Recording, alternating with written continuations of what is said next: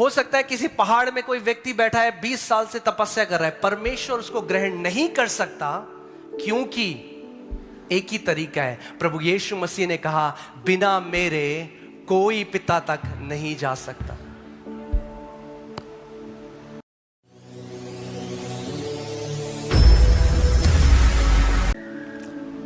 आज भी बहुत सारे मसीह हैं जो पुराने नियम में जीते हैं, जो नई वाचा को नहीं समझते। पुरानी वाचा थी, उसका जो प्रीस्टहुड था, उसमें जो याजकपन जो उसका था, वो खत्म हो चुका है। बाइबल कहती है क्योंकि याजक हमेशा के लिए जिंदा नहीं रह सकते, तो याजक मर जाता था।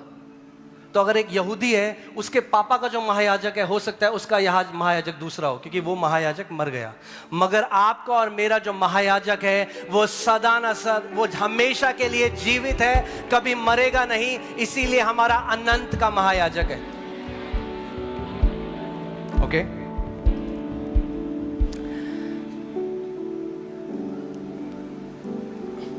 और आप जानते हैं, ये बाइबल जो सुसमाचार है ना, वो सब जगह बाहर के लोग समझ गए हैं, मसीह लोग नहीं समझ रहे। ठीक है? अगर लोग सोचते हैं कि, तो आप बोलोगे, ए खैनी मत खा, दारू मत पी, गुटखा मत खा, और करोड़ों चीजें हैं। अगर ये हम प्रचार करने लगे तो मसीह के बारे में तो कभी नहीं बता सकते। मगर अगर मसीह में यह बता दिया कि तुम पवित्र हो, तो पवित्र आदमी को गुटखा नहीं खाना, उसको दारू नहीं पीनी, उसको शराब नहीं पीनी, उसको व्यभिचार नहीं करना। क्यों? क्योंकि वो जान गया है, मसीह में मैं पवित्र करा गया हूं एक ही चढ़ावे के द्वारा।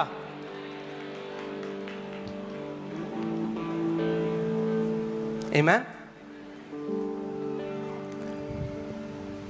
इसीलिए God is after who you are, not what you do. What you do will change when you know who you are. जिस दिन आप ये जान ले मैं कौन हूं, तो मैं जो करता हूं वो भी बदल जाएगा।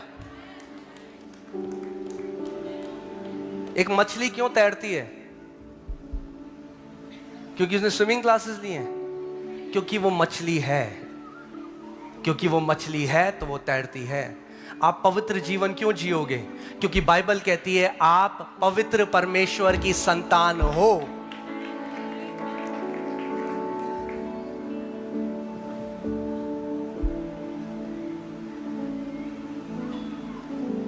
हालेलुया। ओके। और पवित्र आत्मा भी हमें यही गवाही देता है, क्योंकि उसने पहले कहा था। प्रभु कहता है कि जो वाचा मैं उन दिनों के बाद उनसे बांधूंगा, वह यह है कि मैं अपने नियमों को उनके हृदय पर लिखूंगा। कहाँ लिखूंगा? उनके हृदय पर लिखूंगा, और मैं उनके विवेक में डालूंगा। फिर वो यह कहता है, मैं उनके पापों को और उनके अधर्म के कामों को फिर कभी स्मरण ना करूंगा।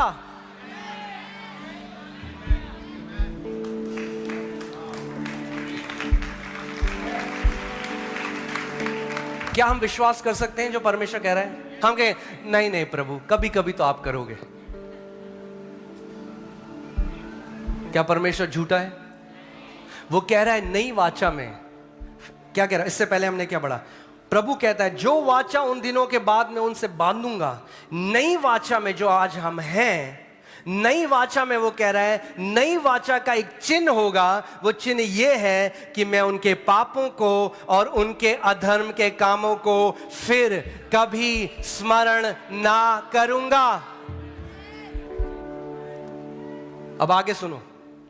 और जब इनकी क्षमा हो गई है, तो फिर पाप का बलिदान नहीं रहा।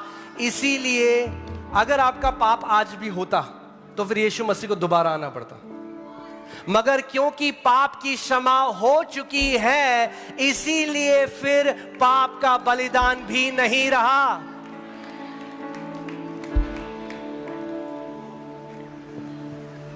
हालेलुया। Praise God. बहुत एक्साइटेड हो आप लोग आज।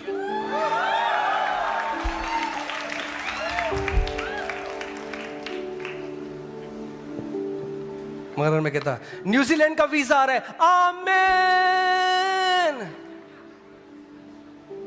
यहां परमेश्वर ने अपना उत्तराधिकारी बना दिया आपको। जिस दिन सुसमाचार समझ लोगे, वीजा के वीजा भागेंगे आपके पीछे। आपको भागने की जरूरत नहीं है वीजा के पीछे। आमेन, हालेलुया। तो फिर सवाल यह है, जब व्यवस्था में हम सिद्ध ही नहीं हो सकते थे, जब व्यवस्था में पापों की क्षमा नहीं थी, तो परमेश्वर ने व्यवस्था दी क्यों? कभी सोचा? क्या कंफ्यूज कर रहा था परमेश्वर? क्यों परमेश्वर ने व्यवस्था दी जब व्यवस्था से कुछ भला नहीं हो सकता था? आइए वचन में देखते हैं, रोमियो 3:20 और हम 23 तक पढ़ेंगे। क्योंकि व्यवस्था के साथ में पढ़े, ठीक है, 1 2 3। क्योंकि व्यवस्था के कामों से कोई प्राणी उसके सामने धर्मी नहीं ठहरेगा। और रुक जाओ, यहां पे क्या कह रही है बाइबल? व्यवस्था के कामों से कोई व्यक्ति परमेश्वर के सामने धर्मी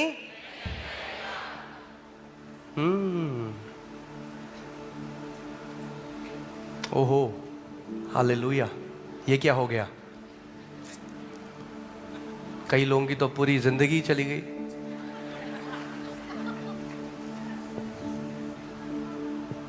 हमने ये किया, हमने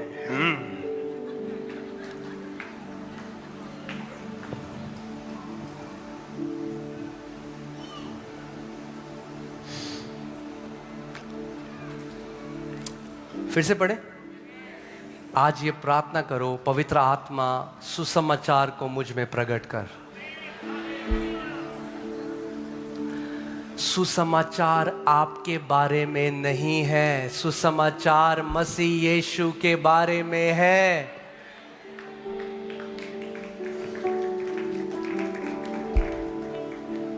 आमीन। फिर से पढ़े, ओके। क्योंकि व्यवस्था के कामों से कोई प्राणी उसके सामने धर्मी नहीं ठहरेगा। व्यवस्था क्या है? तू झूठ मत बोल, तू चोरी मत कर, तू हत्या मत कर, तू दूसरों के सामने दंडवत मत हो। ये सारी जो व्यवस्थाएं 613 आज्ञाएं हैं, मगर परमेश्वर कह रहा है अगर तू व्यवस्था के कामों को करके मेरे सामने आना चाहता है तो तू कभी भी धर्मी नहीं ठहरेगा।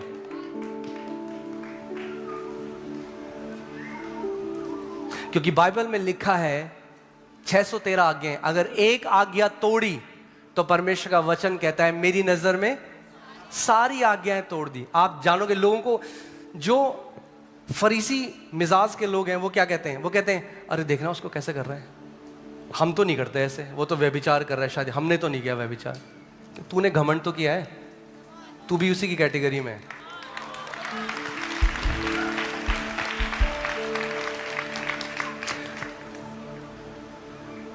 धर्म का आत्मा क्या करता है? आपको क्या करेगा? कंपैरिजन करेगा, मैं बेटर हूं। यीशु मसीह ने एक दृष्टांत बताया कि एक फरीसी और एक पापी मंदिर में गए। और फरीसी की प्रार्थना क्या है? उसकी प्रार्थना पता है? मैंने आपको कैसे बताया कि आपको पता चलेगा आप सुसमाचार में हो या आप व्यवस्था में हो। व्यवस्था आपके बारे में है, you shall not, you shall not, you shall not, you shall not, तू ये नहीं करेगा, तू ये नहीं करेगा। ये व्यवस्था, it's all about you. Gospel is all about Jesus, Jesus, Jesus, Jesus, Jesus. वो यीशु की तरफ पॉइंट करती है। तो फरीसी, वो परमेश्वर को उसे मतलब नहीं है, वो प्रभु की उपस्थिति में और बोल क्या रहा है, प्रभु तेरा धन्यवाद, मैं इस पापी की तरह नहीं हूं। मैं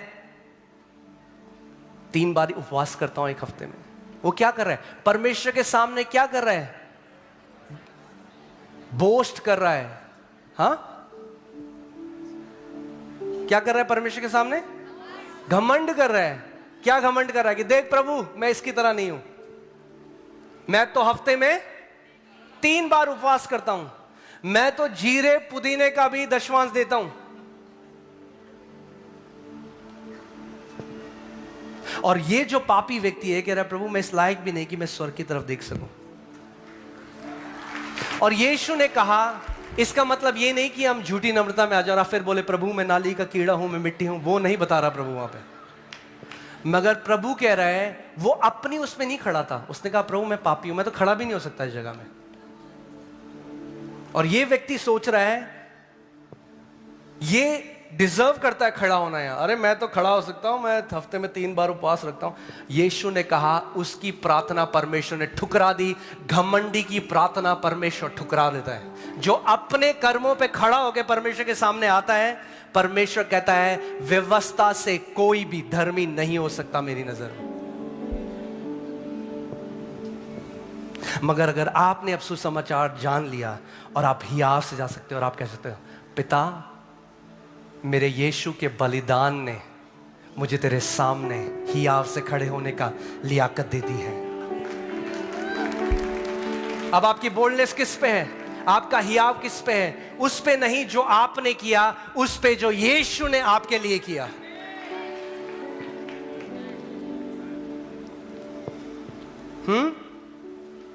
एक बार लगाओ इफिसियों 2:8 और 9। इफिसियों 2:8 और 9। मैं चाहता हूं आप इस बात को देखो। एक चीज की अनुमति परमेश्वर कभी नहीं देगा, क्योंकि विश्वास के द्वारा अनुग्रह ही से तुम्हारा उद्धार हुआ है, और ये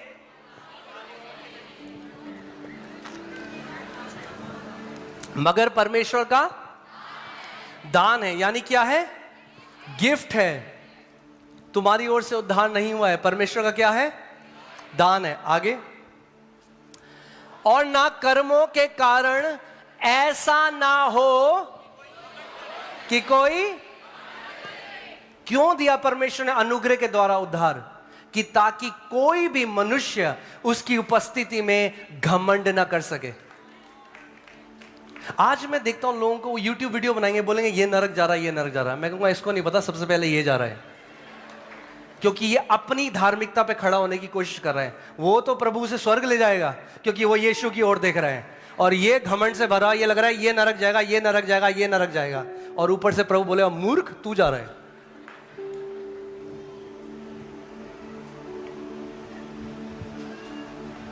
इसीलिए यीशु ने कहा फरीसियों से, जाओ पहले ये सीखो, मैं बलिदान नहीं दया चाहता हूं। दया, दया दिखाओ एक दूसरे पे।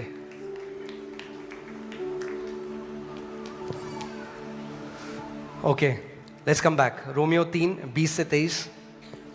क्या समझ आ रहा है कुछ सुसमाचार? हाँ, हियाव से जा सकते हो। फिर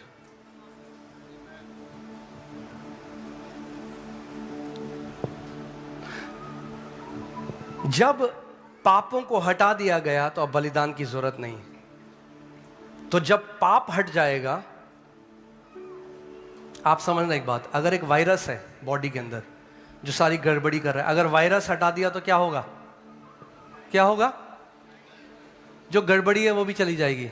जिस दिन पाप विवेक से हट गया, उस दिन सारी गड़बड़ी जो जिंदगी में हल्के हल्के वो भी खत्म होने लग जाएगी।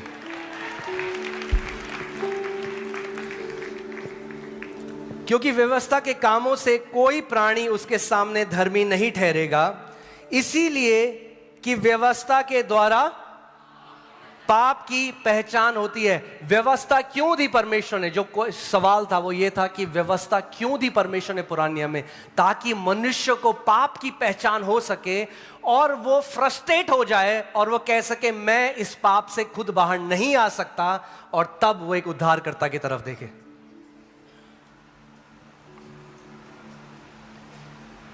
क्योंकि वचन सच्चा है। आमीन। परंतु अब व्यवस्था से अलग परमेश्वर की वह धार्मिकता प्रकट हुई है जिसकी गवाही व्यवस्था और भविष्यद्वक्ता देते हैं। अर्थात परमेश्वर की वह धार्मिकता, किसकी धार्मिकता? किसकी धार्मिकता?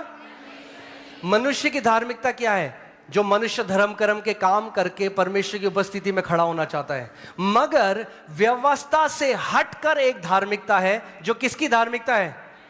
परमेश्वर की धार्मिकता है।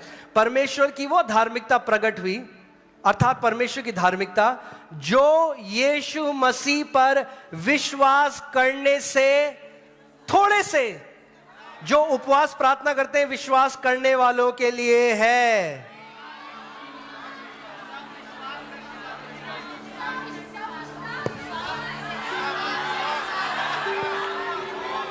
पक्की बात?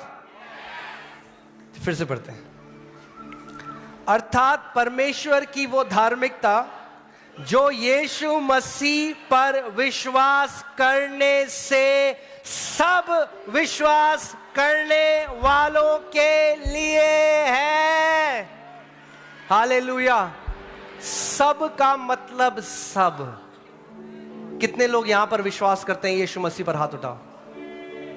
तो बाइबल के हिसाब से आप मसीह में धर्मी हो, अपने कर्मों से नहीं, मगर यीशु मसीह पर विश्वास करके, जिसने परमेश्वर की धार्मिकता सेत मेत में विश्वास करने वालों को एक दान के रूप में दे दी है।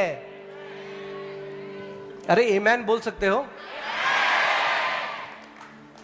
हालेलुया। ओके। क्योंकि कुछ भेद नहीं है,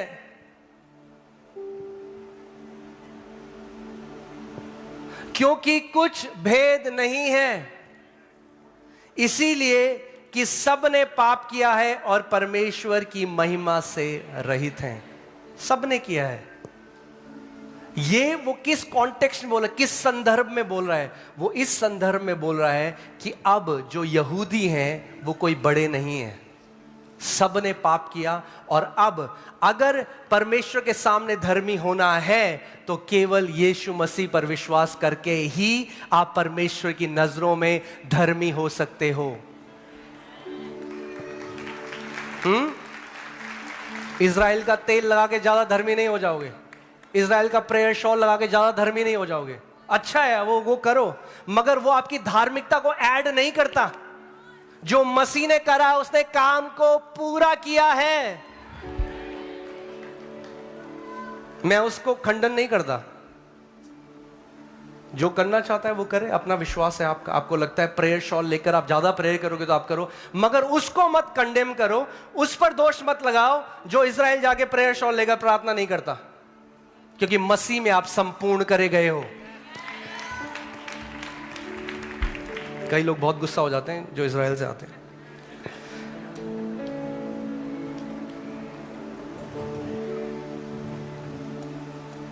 यहां पे भी लग रहा है मुझे कुछ है।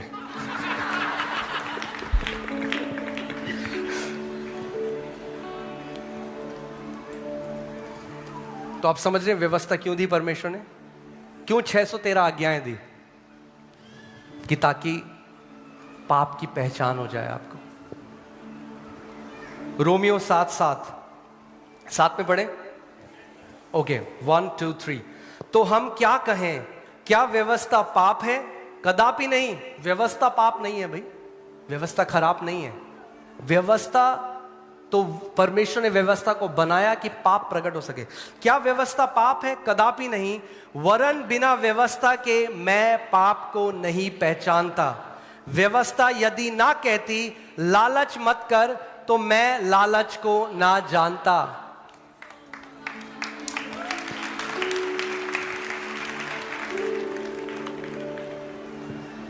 क्यों बाइबल कहती व्यभिचार मत कर व्यवस्था में?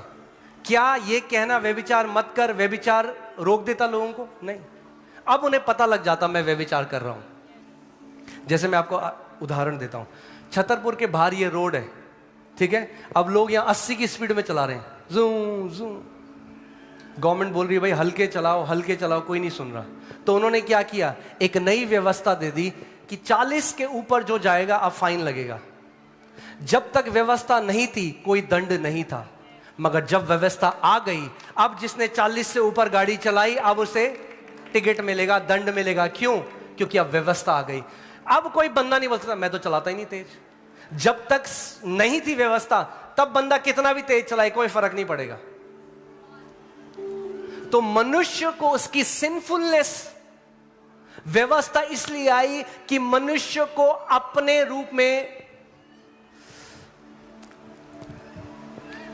थोड़ा इंटरप्रिटेशन चल रहा है मेरे दिमाग में, you know, God wanted to bring man at the end of himself.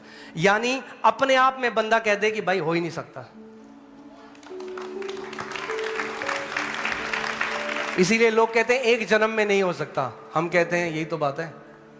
एक क्षण में हो सकता है। जो यीशु पर विश्वास करेगा वो उद्धार को पालेगा। आमीन। ओके, आगे चलते हैं। हालेलुया। आप जानते कितने ऐसे मसीह लोग हैं, अनुग्रह उनके जीवन में दिखाई नहीं देता। ऐसा लगेगा कि कहाँ है अनुग्रह। आप जानते हैं क्यों? क्योंकि वो व्यवस्था के द्वारा परमेश्वर के सामने जाना चाहते हैं।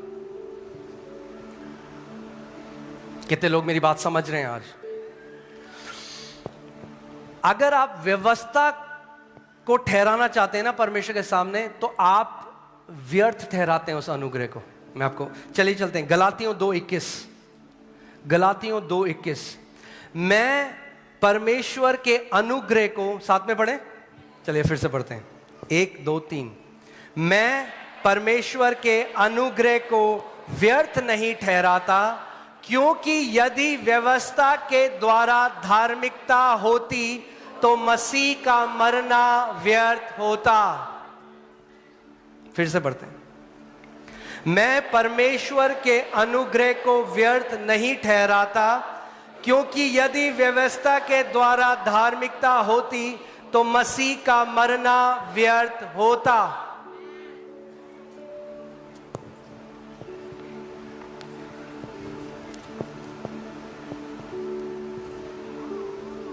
कितने लोग आज शिक्षा देते हैं कि जब वापस मसीह आएगा तो पहले आपके कर्म चेक करेगा और कुछ को ले जाएगा, बाकी को छोड़ देगा। तो क्या वेट क्या है, मतलब क्या अनुमान है?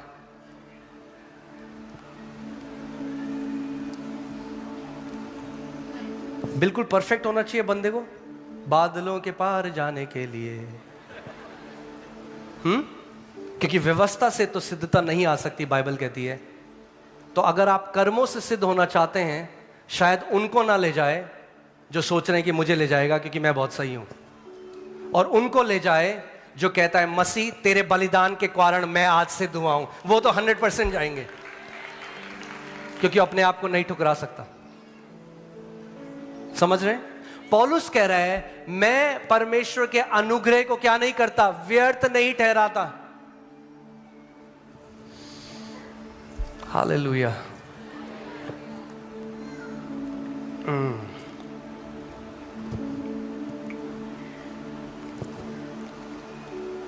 ठीक है, सब बढ़िया अभी तक?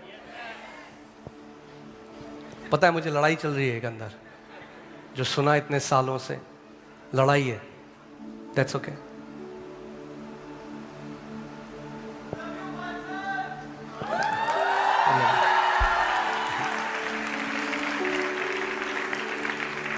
ठीक है। अब कैसे, अगर कोई आपके पास आए, बोले जो सच में धर्मी है यहां पे खड़े हो जाओ।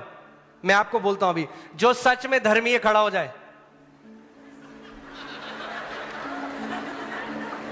ये देख रहे हो जो बैठे हुए, इन्होंने सुसमाचार नहीं समझा अभी तक।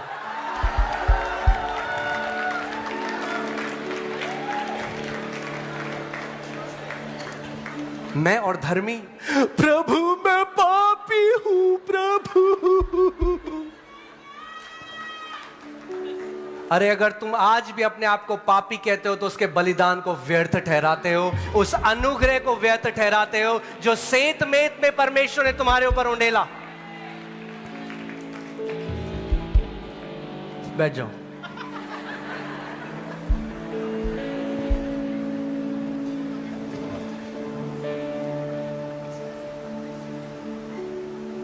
फिर से करते हैं, ओके? और झूठ मत करना, अगर दूसरा उठ रहा है तो मैं उठ रहा हूं। सच में अगर आपने सुसमाचार समझा है, चलो पहले ये आयत पढ़ता हूं मैं आपके सामने, उसके बाद करेंगे, ठीक है? रेडी? रोमियो 3:28। रोमियो 3:28 पढ़े साथ में, ओके? इसीलिए हम इस परिणाम पर पहुंचते हैं कि मनुष्य व्यवस्था के कामों से अलग ही विश्वास के द्वारा धर्मी ठहरता है। वीजा से ऊंचा आमेन होना चाहिए। आमेन। कर्म, यानी जब यीशु वापस आएगा तो क्या देखेगा, कर्म या विश्वास? क्या देखेगा, कर्म या विश्वास? क्यों? क्योंकि बाइबल कह रही है मनुष्य कर्मों से अलग विश्वास के द्वारा धर्मी ठहराया गया है।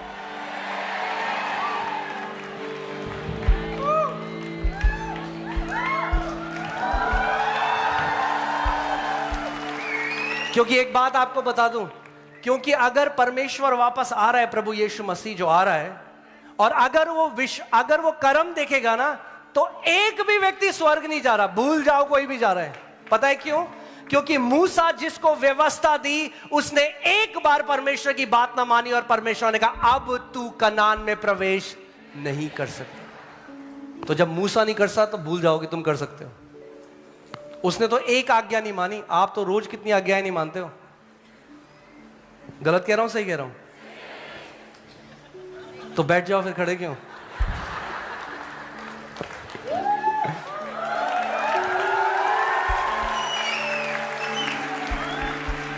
यीशु मसीह ने कहा जब मनुष्य का पुत्र वापस पृथ्वी पे आएगा तो क्या वो विश्वास पाएगा? क्या पाएगा? क्या देखेगा जब यीशु मसीह वापस आएगा? विश्वास। किसने आपको धर्मी ठहराया है?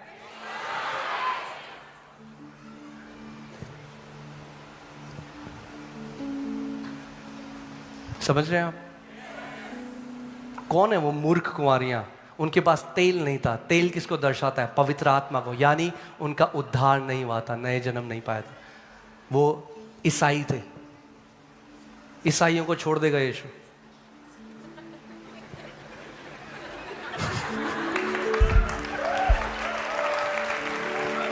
बहुत हेट मैसेजेस आते हैं मुझे, ये मत कहा करो आप, बड़ी मिर्ची लगती है हमें।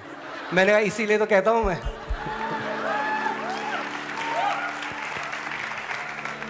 कि तुम ईसाई से यीशु के प्रेमी बन जाओ।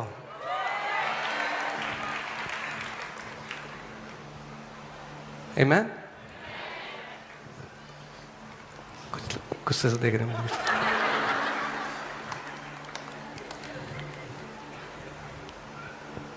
क्या जब यीशु वापस आया तो लोग पता क्या सिखाते हैं? जब यीशु वापस आ रहा है, जो तैयार नहीं है। अरे तैयार तो बुद्धिमान भी नहीं थी, वो भी सो गई। पढ़ा है दृष्टांत? वो भी इंतजार नहीं कर पाई राजा उसका, अपने दूल्हे का, वो भी सो गई। बुद्धिमान भी सो गई और बेवकूफ भी सो गई। यानी परफेक्ट कोई नहीं है भैया।